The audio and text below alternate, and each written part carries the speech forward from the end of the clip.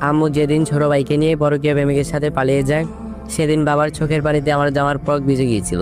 তখন আমার ছোট ভাইয়ের বয়স ছিল 3 বছর। আব্বু আগে দেশের বাইরে থাকতো। একটা অ্যাক্সিডেন্টের কারণে আব্বু দেশে চলে আসে। মা চলে যাওয়ার 4 মাসের মধ্যে আব্বু মারা যায়। মায়ের শোক কাটিয়ে উঠতে পারেনি আব্বু। তখন আমার বয়স ছিল 10 বছর।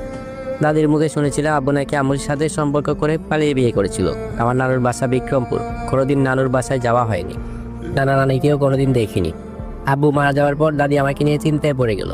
আমার চাচা দাদিকে বলে দিয়েছে আমার নষ্টা মায়ের বংশের বীজ এই বাড়িতে যেন না থাকে। চাচা অত্যাচারটা আমার দাদিকে করতো।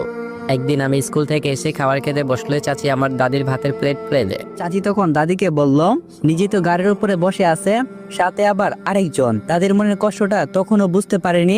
ওরা চাচ্ছিল জায়গা সম্পত্তি সবকিছু চাচার নামে করে দিতে, আমার দায়িত্ব তারা নেবে, কিন্তু দাদি সেটা করেনি। সেজন্য তারা দাদিকে নানা রকম অত্যাচার করতো। এমনও বলতো